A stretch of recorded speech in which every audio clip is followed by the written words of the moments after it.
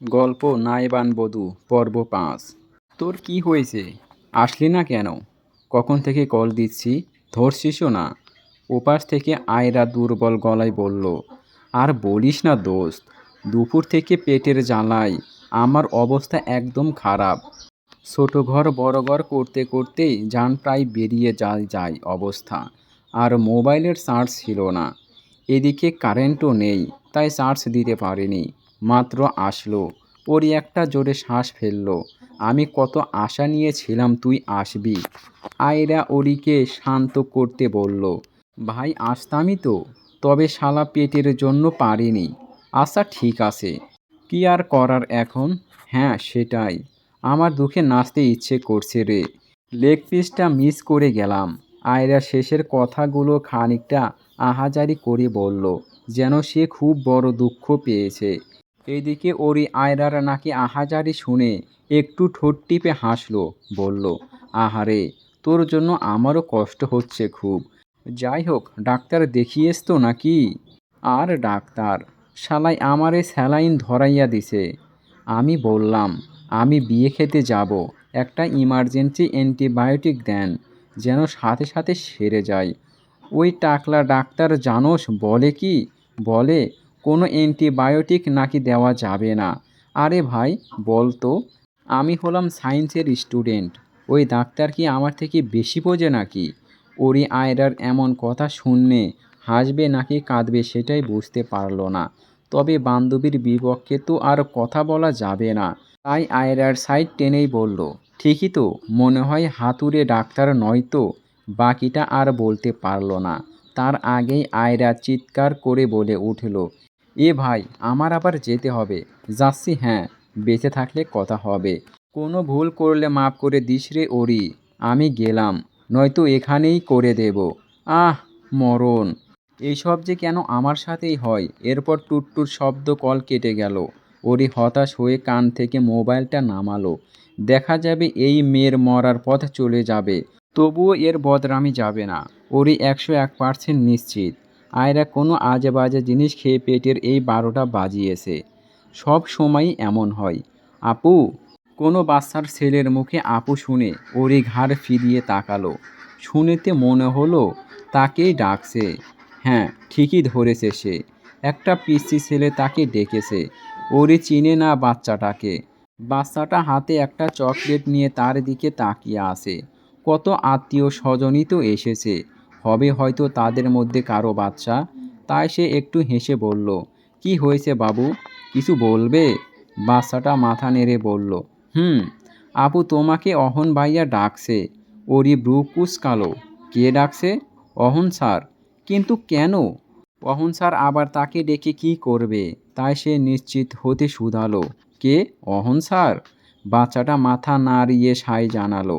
এরপর এক দৌড়ে দৃষ্টির সীমার বাইরে চলে গেল। ওরই কপালে ভাঁজ ফেলে তাকালো, আরে আরে, চলে গেলে কেন? এরপর আবার ঠোঁট কামড়ে ধরল। তাকে আবার অহন স্যার ডাকবে কেন?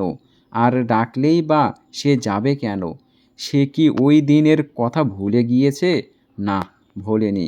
আর না তো এই জন্মে ভুলবে।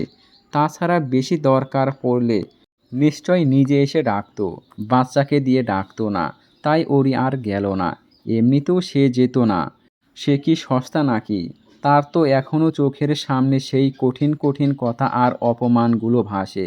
সে কিছুতেই যাবে না। চৌধুরী বাড়ির জমজমাট অনুষ্ঠান প্রায় শেষের পথে এখন। ওরি খুব ক্লান্ত। তার মা বাবা সহ পরিবারের সবার সাথে দেখা করে এসেছে। আজকেই তাদের সাথে চলে যাবে একেবারে। এরপর আবার জীবনটা তার বই আর খাতাতে আবদ্ধ হবে। ওরি এসব ভাবতে ভাবতেই সিঁড়ি দিয়ে রুহির রুমের উদ্দেশ্যে উঠতে লাগলো। ব্যাগটা গুছিয়ে নিয়ে আসতে হবে। তার মধ্যে আবার এক পিচ্চির স্বর শুনে পিছনে ফিরল। এবারও সেই একই বাচ্চা ছেলেটা। ওরি দেখল, খুব ক্লান্ত থাকা সত্ত্বেও হাসল।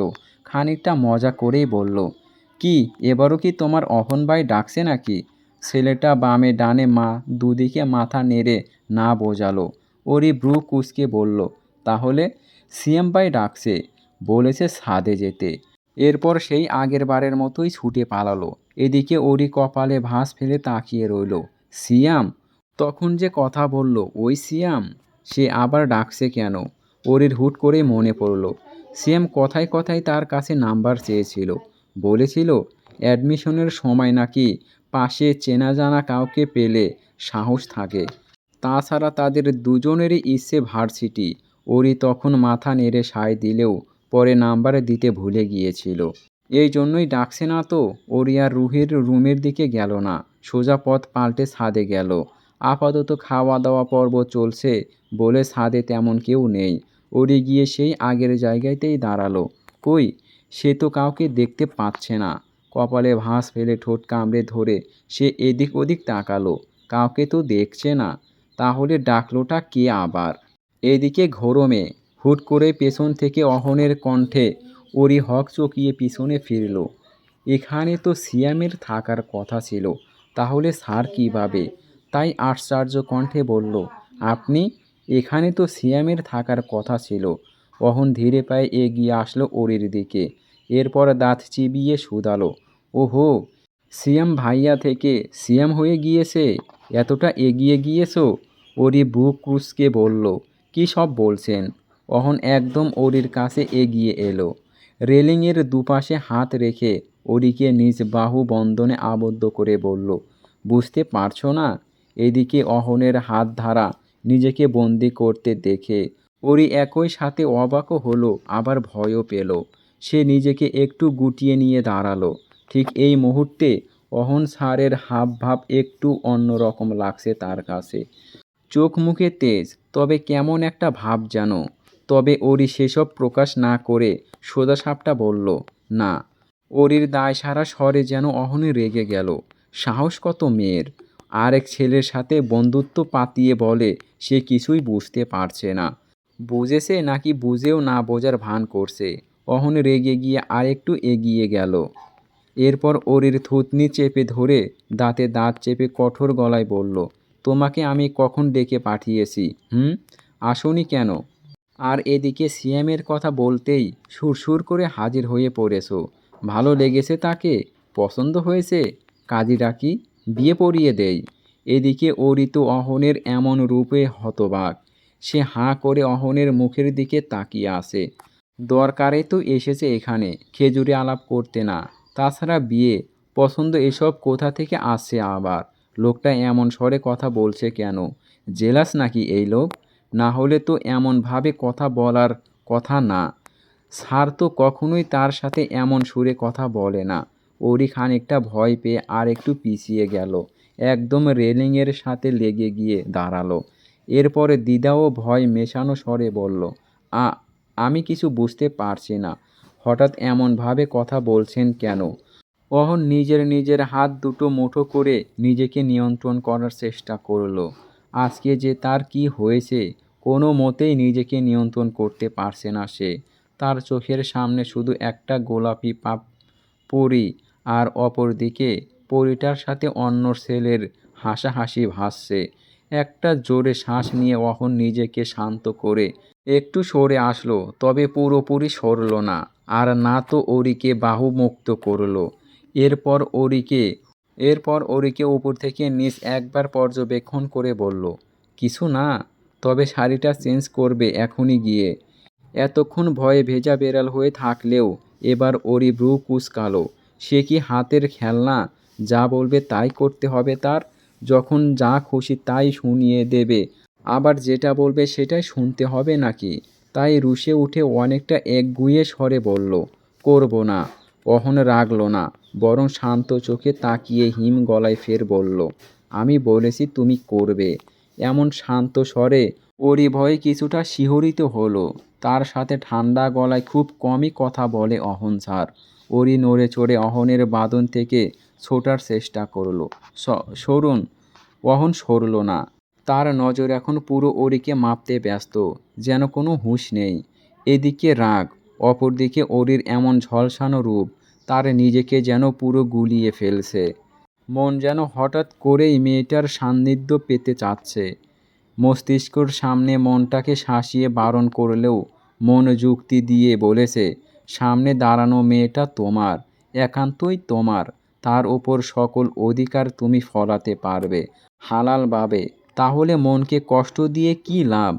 অহন এসব দোনো-মোনো মন নিয়ে কখন যে নিজের অজান্তেই আরেকটু ওরির মুখের দিকে এগিয়ে গেল টেরই পেল না। এরপর একদম হুট করে অপ্রত্যাশিতভাবে নিজের মুখটা ওরির গালের কাছে নিল। লম্বা একটা শ্বাস নিয়ে ফিসফিস করে শুধালো, is this your real smile? একটু থেমে ফের গভীর ও নেশালো গলায় বলল, feels like so sweet, wanna taste. এরপর আকস্মিত নিজের মুখটা ওরির গলায় গুজে দিল। এদিকে ওরি একদম জমে গিয়েছে অহনের এই আকস্মিক আক্রমণে। তার তো পুরো তাল-মাতাল অবস্থা। কেমন মিশ্রিত অনুভূতি হচ্ছে। ওরি জোরে জোরে শ্বাস নিতে শুরু করলো। এমন মনে হচ্ছে যেন বুকের ওপর কেউ এক মন পাথর রেখে দিয়েছে। এ আবার কোন রূপ অহন স্যারের? আদৌ এটা অহন স্যারই তো, নাকি অন্য কেউ? ওরি আর পারল না। কোনো মতে হাতটা তুলে অহনের বুকে রেখে এরপর নিজের শরীরের সর্বশক্তি দিয়ে ধাক্কা দিল। অহন নিজের হুঁশে না থাকায় ওরির মতো এমন ছোটোখাটো হাতের ধাক্কাতেই দুপা পিছিয়ে গেল। তার চোখ মুখ পুরোটা লাল হয়ে গিয়েছে, যেন সদ্য গভীর ঘুমন্ত কোনো বাচ্চাকে জাগিয়ে তোলা হয়েছে। অহন নিজেও জোরে জোরে শ্বাস নিল। ওরির ধাক্কাতে আর কিছু না হলেও তার হুঁশ ফিরেছে। এদিকে ওরি নিজেকে ছাড়াতে পেরে আর এখানে থাকার সাহস পেল না। এক দৌড়ে ছাদ থেকে বেরিয়ে গেল। অহন ওরিকে এমন দৌড়ে বেরিয়ে যেতে দেখে নিজের চুলগুলো দুহাতে চেপে ধরে আলগোছে ভাবে নিজেকেই ধমক দেওয়ার স্বরে বলল, শিট শিট। পর মুহূর্তেই আবার সোজা হয়ে নিজের পূর্ব রূপে ফিরে গেল। মেল ইগো বলে একটা কথা আছে না, তাই নিজেকে বোঝালো সে ভুল কি করেছে। হ্যাঁ, হয়তো সম্পর্কটা নড়বড়ে, তবে হারাম কিছু তো করেনি। অহন ওরির দৌড়ে যাওয়ার পথের দিকে তাকালো। এরপর বিড়বিড়িয়ে বলল, ইটস ওকে, আমি কোনো ভুল করিনি। ওই মেয়েটাই আমাকে পাগল করে দিয়েছে। কে বলেছে ওকে এভাবে শাড়ি পরে আমার সামনে ঘুরতে? নিজের সামনে মুরগি দেখে শিয়াল কখনো বসে থাকে নাকি? এরপর ছাদ থেকে চলে যেতে নিবে তখনই কারো হাঁপানোর শব্দে থমকে গেল। কেউ কাঁদছে। হ্যাঁ, মেয়ালি স্বরের গলা শোনা যাচ্ছে। অহন পকেটে দুহাত গুজে শব্দ অনুসরণ করে সেদিকে এগোলো। ঠিক তাদের ছাদের ওই মাথায় পানি রাখার ট্যাঙ্কের সামনে এসে থামল। কে ওখানে? অহনের কণ্ঠ পেয়ে ফোঁপানো শব্দ থেমে গেল। অহন নড়ল না। কিছুক্ষণ পর ওখান থেকে আরশিয়া হাসি মুখে বেরিয়ে আসলো, যেন অহনকে মাত্রই দেখেছে এমনভাবে বলল, আরে অহন ভাই, তুমি কখন এলে? অহন খুব ভালো করে আরশিয়ার মুখের দিকে তাকালো। সে যে কাঁদছিল তা ওর মুখ দেখেই বোঝা যাচ্ছে। অহন একটা দীর্ঘ শ্বাস ফেলল। তার আদরের বোনের এই অবস্থা, সেটাও তাকে ঘিরে এমন একটা জঘন্য বিষয়ের জন্য। অহন আরশিয়ার প্রশ্নের উত্তর দিল না। বলল, এখানে কি করছিলি? আরশিয়া হাসার চেষ্টা করল। একটু জোরেই হাসতে গেল, কিন্তু পারল না। হাসির জায়গায় শব্দ করে কান্না বেরিয়ে আসলো। আরশিয়া ছটফট চোখের পানি মুছে নিল। মিসে বাহানা দিয়ে আটকানোর স্বরে বলল, ও ওই আর কি, আমার এক ফ্রেন্ডের সাথে কথা বলছিলাম। ও নাকি খুব অসুস্থ। এই যে দেখো, তার জন্য কাঁদছি। খুব ভালো বান্ধবী তো আমার। হ্যাঁ। অহন মিসে বাহানাগুলো শুনল সব। আরশিয়া যে তাকে আর ওরিকে ঘনিষ্ঠ অবস্থায় দেখেছে আর ছাদে ঘটা সকল কার্যক্রমই দেখেছে, তা আর বলার বাকি রাখে না। আরশিয়া কয়েকদিন আগেই সব কিছুর জন্য তার কাছে ক্ষমা চেয়েছে। ওরির কাছেও চেয়েছে। বলেছে সব ভুলে যাবে। তবে ভুলে যাবে বললেও সে ভুলতে পারছে না, সেটা বলে বোঝানো লাগবে না আর। তার বুকের ভেতর যেন কিছু একটাই কষ্ট লাগলো। না, না অনুভূতির জন্য নয়, বরং নিজের বাচ্চামো বোনের এই অবস্থা দেখে তার যন্ত্রণা হচ্ছে।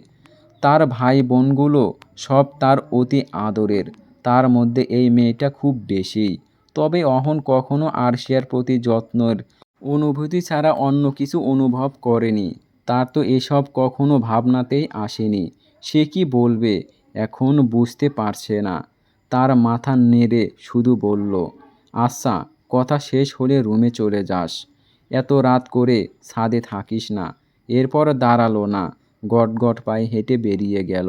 এর একটা ব্যবস্থা করতে হবে এবার, এভাবে তো আর থাকা যায় না। কয়েকদিন পর ওরি তার বাড়িতে আসবে বউ হয়ে। তখন সারাদিন রাতই আরশিয়ার সামনে তারা দুজন একসাথেই থাকবে। তখন কিভাবে সহ্য করবে এসব?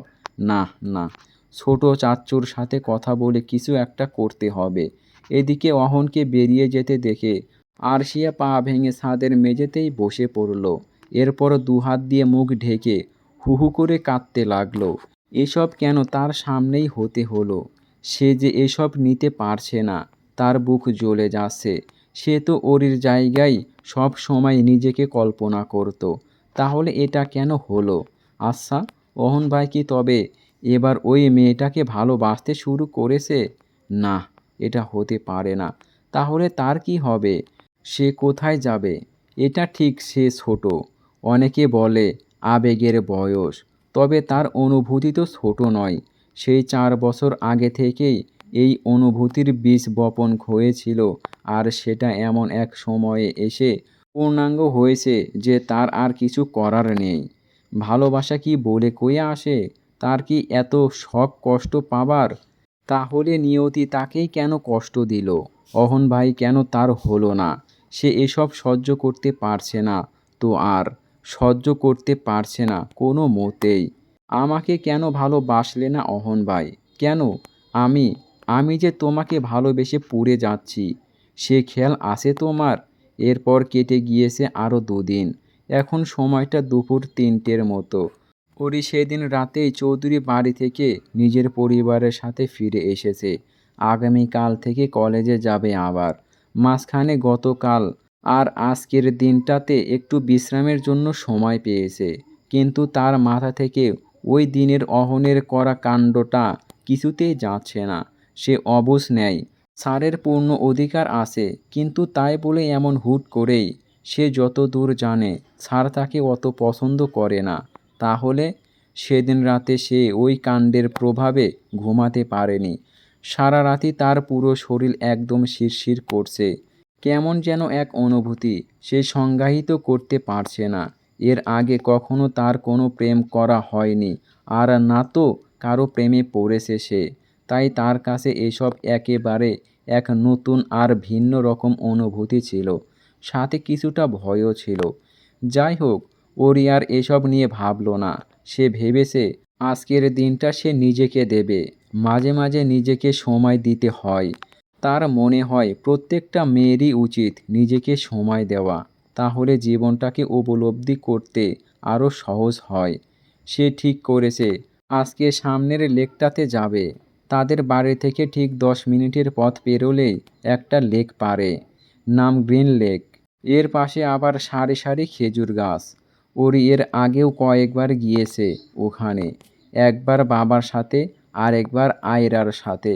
ভালোই লাগে জায়গাটা, সুন্দর আর অনেক বাতাসযুক্ত, একদম নির্মূল যাকে বলে। ওরি নিজের রুম থেকে বেরিয়ে তার মায়ের রুমের দিকে গেল। প্রথম অনুমতি নিতে হবে তো, মাতাজি আসবো নাকি? রুমের ভেতর থেকে জেরিন বেগমের হাস্যরক্তার স্বর ভেসে আসলো। তা মহারানী আবার কবে থেকে অনুমতি নিতে শুরু করেছেন? ওরি নিজের মুখটা লটকিয়ে রুমে প্রবেশ করল। জেরিন বেগমের সামনে দাঁড়িয়ে হতাশা স্বরে বলল, তুমি আমাকে অপমান করে পাওটা কি বলো তো মা? আমার একটা পেস্টিস আছে। জেরিন বেগম আধশোয়া হয়ে বই পড়ছিলেন। এবার উঠে বসলেন। চোখের চশমাটা নামিয়ে পাশের টেবিলে রেখে বললেন, হ্যাঁ হ্যাঁ, তোর পেস্টিসের দৌড় আমার জানাই আছে। টেনে টুনে 50 মিটার পার হতে পারবে না। এখন আসল কথা বল, কি চাই? এত আদব কায়দা যে তুই এমনি এমনি মানবি না, তা আমার ভালো করে জানা আছে। নিজের পর্দা ফাঁস হয়ে যাওয়ায় ওরি একটু বোকা হাসল। মা যে কিভাবে সব ধরে ফেলে। এরপর মাথাটা চুলকিয়ে বলল, ইয়ে মানে মা, একটু গ্রিন লেকে যেতাম। কিসের জন্য? এমনিতেই নিজেকে একটু সময় দেব আর কি। জেরিন বেগম মাথা নাড়লেন। তিনি মেয়ের প্রতি যথেষ্ট কঠোর হলেও মানবিক না। মেয়ের ছোট ছোট আনন্দ উল্লাস কোনোটাতেই ওনার বাধা নেই। মেয়েদের একটু একা ঘুরতে হয়, পরিবেশ বুঝতে শিখতে হয়। উনি নিজেও তো একসময় প্রচুর ঘুরেছেন, তাছাড়া এখন তো মেয়ে আর একা নেই, মেয়ের বিয়ে হয়ে গিয়েছে, চিন্তামুক্ত। তাই আর বাধা দিলেন না, বরং শুধালেন, কে যাবে তোর সাথে? আয়রাকে নিবি নাকি? ওরই দুদিকে মাথা নেড়ে বলল, না, নিব না, আমি একাই। জেরিন বেগম দেয়ালে ঘড়ির দিকে তাকালেন, 3:23। মাথা দুলিয়ে বললেন, ঠিক আছে, তবে সন্ধ্যার আগে আসা চাই। আর আমি কল দিলে যেন সাথে সাথে রিসিভ হয়। ওরই খুশি হয়ে গেল। মাথা নেড়ে এক প্রকার লাফিয়ে উঠে এক দৌড়ে জেরিন বেগমের কাছে আসলো। ওনার গালে একটু চুমো খেয়ে বলল, এই তো আমার লক্ষ্মী মা, ধন্যবাদ তোমাকে। পরপর আবার দৌড়ে বেরিয়ে গেল। জেরিন বেগম কপাল কুঁচকে শুধু মেয়ের কাণ্ড দেখলেন। এরপর মুখ কালো করে বিড়বিড় করলেন, এখন অনুমতি দেওয়াতে আমি লক্ষ্মী, আবার না দিতাম তাহলে দেখা যেত ওনার কাহিনী। কথাটা বলেই আবার নিজের গালে হাত দিয়ে হেসে দিলেন। একটা মাত্র মেয়ে ওনার, তাই আদরের সাথে সাথে শাসনটাও করা। উনি শাসন না করলে পরে বাড়ির সবার আদরে আদরে পুরো বাদর হয়ে যেত একদম। আজকেই চলে যাবি? আর কটা দিন থাক না বাবা। অয়ন মাকে এসে জড়িয়ে ধরল। মায়ের কপালে আলতো করে একটা চুমু দিয়ে বলল, মন খারাপ করো না মা, যেতে হবে, ইম্পর্টেন্ট ক্লাস আছে, মিস করা যাবে না। খাদিজা বেগমের মনটা তবুও খারাপ হয়ে গেল। যতই হোক মায়ের মন তো। দুটা ছেলে ওনার, দুজনই বড় আদরের। অহনটাকে বাড়িতে পেলেও অয়নটাকে তো আর পান না। আবার যখন অয়ন বাড়িতে ছিল তখন অহনটাকে পাননি। কবে যে দুটোকেই সব সময় কাছে পাবেন কে জানে। ছেলে মেয়ে বড় হয়ে গেলে যেন দূরে সরে যায়। আগেই ভালো ছিল, ছেলেরা তার আঁচল ধরে ঘুরত। তবে সময় কি আর আটকানো যায়? বললেন, বুঝেছি, এখনো রওনা হবি নাকি? আগামীকাল সকাল সকাল যাব মা। আচ্ছা, আমি কতগুলো রান্না করে মাংস আর কিছু শুকনো খাবার দিয়ে দেব তাহলে। মনে করে সব খাবি কিন্তু। খাওয়ার প্রতি কোনো অবহেলা করবি না। অহন হেসে মাথা নাড়ল। প্রতিবারই সে যখন বাড়িতে আসে, এরপর ফিরে যাওয়ার সময় তার মা চাচিরা মিলে এক বোঝা খাবার দাবার প্যাক করে দেয়। আর সেসব তাকে বাধ্য হয়েই নিতে হয়। তার অবশ্য ভালোই লাগে এমন সমাদর পেতে। মাথাটা সোফাতে হেলিয়ে দিয়ে সে আর চোখে বিপরীতে বসে থাকা আরশিয়ার দিকে তাকালো। মেয়েটার হাতে বই দেখা যাচ্ছে, বাংলা দ্বিতীয় পত্র। খুব সম্ভবত আগামী কয়েকদিন পর থেকেই ওর ইয়ার ফাইনাল, তাই চুপচাপ বসে বসে পড়ছে। আরশিয়া গত দুদিন ধরে আগের থেকেও বেশি চুপচাপ। বাড়ির মানুষের দৃষ্টিতে এবার বিষয়টা সিরিয়াসলি ধরা পড়েছে। তাকে কত জিজ্ঞেস করেও এর কারণ উদ্ঘাটন করা যায়নি, যদিও অয়ন এই কারণটা জানে। অয়ন একটু ঠোঁট প্রসারিত করল, এরপর হুট করেই আরশিয়ার উদ্দেশ্যে আওড়ালো, এই পিচ্ছি, যা তো আমার জন্য এক গ্লাস পানি নিয়ে আয়।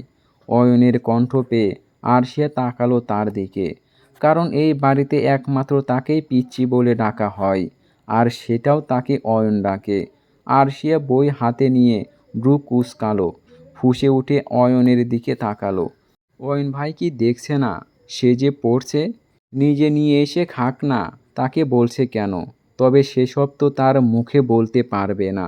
যতই হোক বড় ভাই বলে কথা, তাই একটু জোর গলায় প্রত্যুত্তর করলো, আমি পড়ছি দেখছো না অয়ন ভাই, তুমি নিজে এনে খাও না। নয়তো মনিকে বলো, আমাকে বিরক্ত করো না ভাইয়া। অয়ন উঠে এসে আরশিয়ার পাশে বসলো। এরপর ওর মাথায় ঠাস করে চাপড় মেরে বলল, এক লাইনে কতবার ভাইয়া ডাকিস? আমি তোর কোন জন্মের ভাই? আরশিয়া বিরক্ত হলো। মাথায় মার খাওয়ার জায়গাতে হাত দিয়ে চোখ মুখে বিরক্তি ফুটিয়ে উঠল। তাহলে ডাকবোটা কি? অয়ন আরশিয়ার কথা প্রত্যুত্তর করল না, বরং নিজেই মনে মনে বলল, চাইলে সাইয়া ডাকতে পারিস, আমার সমস্যা নেই। কিন্তু আরশিয়ার সামনে প্রসঙ্গ পাল্টে বলল, আগামীকাল চলে যাচ্ছি। আরশিয়া মুখ ভেকসি দিয়ে বলল, তো আমি কি করব? অয়ন একটা দীর্ঘ শ্বাস ফেলল, বলল, তোর কি কিছু করার নেই? আশ্চর্য, তুমি চলে যাচ্ছ, তুমি চলে যাচ্ছ, এতে আমার কি করার আছে? অয়ন মনটা কিঞ্চিত খারাপ হয়ে গেল। আরশিয়ার খেয়াল যে কবে পাবে সে। সেই চট্টগ্রাম থেকে প্রতি মাসে বাড়ি আসে, তার ক্লাস মিস দিয়েও সে আসে। এতে তার কি কম ক্ষতি হয়? কিন্তু তবুও তো সে আসে শুধুমাত্র এই মেয়েটাকে দেখার জন্য। আর মেয়েটা তার দিকে কোনো খেয়ালই দেয় না। অয়ন একটা জোরে শ্বাস ফেলল। নিজের ওপর তার মাঝে মাঝে বড্ড মায়া হয়। আরশিয়া যে তার বড় ভাইকে ভালোবাসে সেটা সে আরও আগে থেকেই জানে। শখের নারী বলে কথা। ওর চোখের ভাষা বুঝবে না? তখন প্রথম প্রথম তার খুব কষ্ট হতো যখন আরশিয়া অয়নের জন্য এমন পাগলামি করত। যখন তাকে অবহেলা করে তারই বড় ভাইয়ের প্রতি আকৃষ্ট হতো, তখন বুকের ভেতর খুব জ্বালা উঠত। এক সময় এসব সয়ে গিয়েছে, তবে সে কখনোই তার ভাইয়ের ওপর হিংসে করেনি, আর না তো কখনো করবে। অয়ন ভাই তার পৃথিবী। দরকার পড়লে সে অয়ন ভাইয়ের জন্য জান দিয়ে দেবে। তবুও অয়ন ভাইয়ের খারাপ কিছু চিন্তা করতে পারবে না। তাই অয়ন তখন সিদ্ধান্ত নিয়েছিল, আরশিয়া আর অহন ভাই যদি একে অপরকে বিয়ে করতে রাজি হয় তাহলে সে এদের মাঝখানে আসবে না। দূর থেকেই না হয় তার পিচ্চিটাকে ভালোবাসবে। তবে এখন তো অয়ন ভাইয়ের বিয়ে হয়ে গিয়েছে, তাহলে এখন তো তার আর কোনো বাধা নেই। অয়ন বুঝতে পারে আরশিয়ার চুপচাপ হয়ে যাওয়ার কারণ। আরশিয়া যে রাত একটু গভীর হলেই বাথরুমে ফুঁপিয়ে ওঠে সেটাও তার অজানা নয়। তখন তার বুক মুচড়ে ওঠে। একদিকে ভালোবাসার মানুষকে কষ্ট পেতে দেখে, অপরদিকে ভালোবাসার মানুষকে অন্যকে ভালোবাসা দেখে। সেই দিক দিয়ে তার আর আরশিয়ার অবস্থা আবার একই। তাই তো কষ্টের পরিমাণ অনুভব করতে পারে। যাকে অয়ন ভালোবাসে সে অয়নকে ভালোবাসে না, আবার সে যাকে ভালোবাসে তাকে ওই ব্যক্তিটা ভালোবাসে না। একেই বোধহয় নিয়তি বলে, তাই না? আরশিয়া দেখল অয়নের মুখ মলিন হয়ে যাওয়া। বন্ধুরা, তোমরা একটু কষ্ট করে পড়ে নিও প্লিজ।